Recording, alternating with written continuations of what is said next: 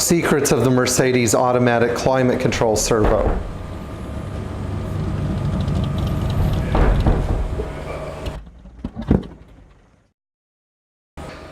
What have I got here? Well, for those of you that have had a 1977 to 1980 123, you might recognize it. Or if you've had a 78 to 81 107, you might recognize it. Or if you've had a 1976 to 80 116, you might recognize it. But we can all pretty much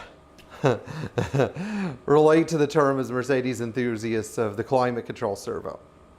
Well, first of all, these things don't go bad as often as people say. I remember that my friend at Performance Analysis Company, George, used to talk about how these would crack and leak from their plastic bottoms.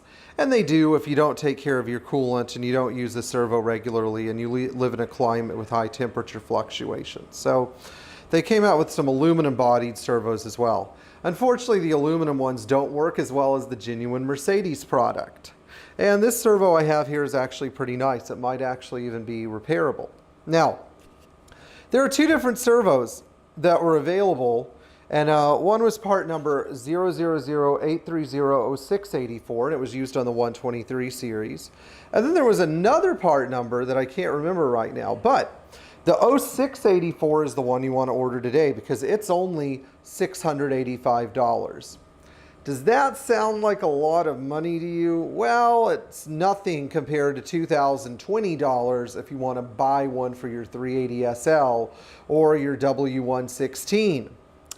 Yep, that's right. Mercedes gets $2,000 for one version and $683 for a version that's extremely similar. In fact, it bolts up, plugs in, and functions the same way. I still have a hard time distinguishing how the two are different. But just because your servo is not working doesn't mean it's the problem. There's some other parts in the servo trail.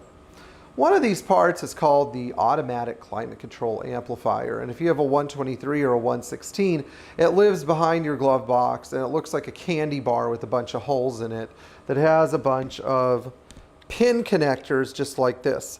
In fact, when you look at the pin connectors, most of the wires in the harness are red and green, and they're made by a company called VDK. It's not like VDO.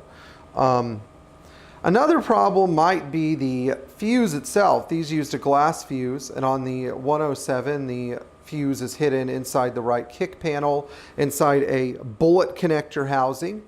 On a 116, it is hidden inside the main fuse box, and on a 123, it's hidden in the auxiliary relay box for the AC compressor, starter, and blower fan relays are housed on top of the front left fender. The wiring is red with a green stripe, and they go into a black bullet connector.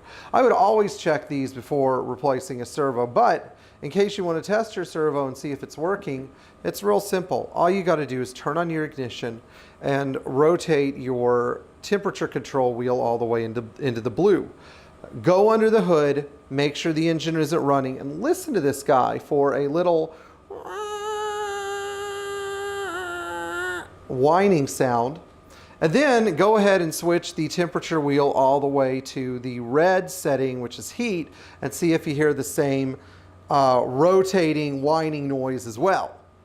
That's how you know your servo's bad. So, if you like Mercedes from this era and you happen to want to know more about your servo, email us. Or if you want specialized help, pretty soon we're going to be setting up a consultation.